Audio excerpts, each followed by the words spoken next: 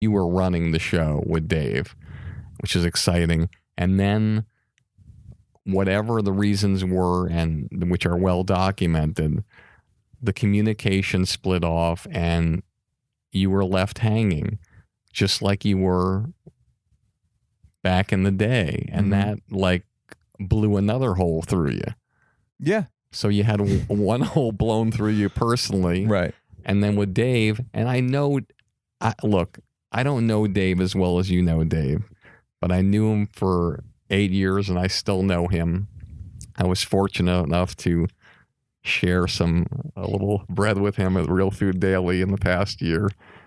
And what I do know about him is that he doesn't sit and say, okay, let me see. On this date, I'm going to fuck over Neal Brennan. Okay, I'm going to fuck over these people. I'm going to go to Africa.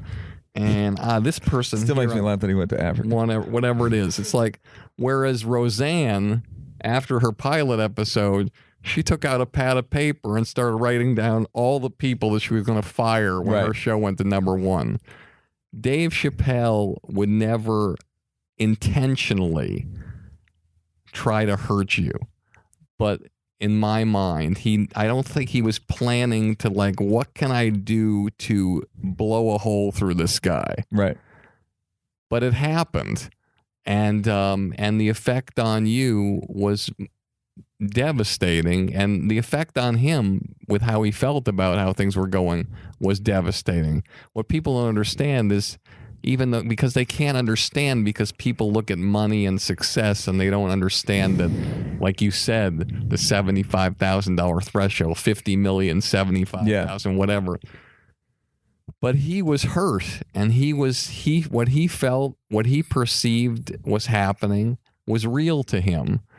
And that was valid to him. It wasn't valid to anybody else, because nobody could really understand. Hey, 50 million, what the fuck? He's going, how could he? But the fact is, for you, what people don't understand is that when you're a writer out there, and anybody listening is a writer, and you're working with a talent who is also a writer, this is what happens. You're putting in all the work, you're putting all the effort in, but the guy who's the talent, he's getting, his face is on the show.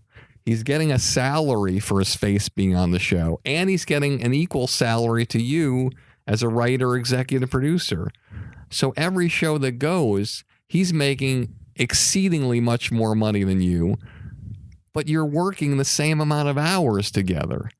And I was actually working more, but that's working more. But it's not like it's like I was working 24, he was working 22. It's not like.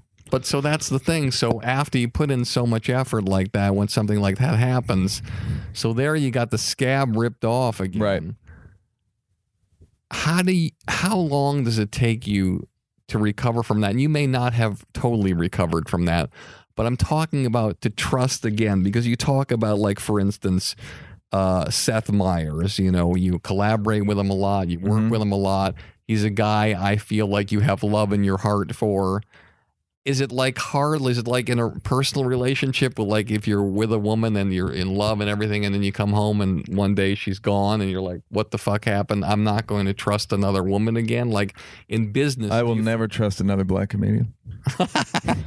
But in business, is it hard for you to really, has that affected you negatively? What's hard to find is someone that you have chemistry with. That's the thing that's hard to find, is someone that, like, it's like the thing with the people always say, like, the Chappelle Show was like an entire relationship in the making.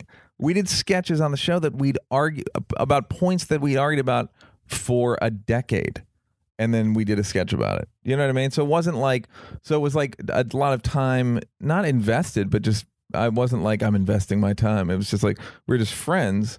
And then, so once that's the thing that's hard to replace.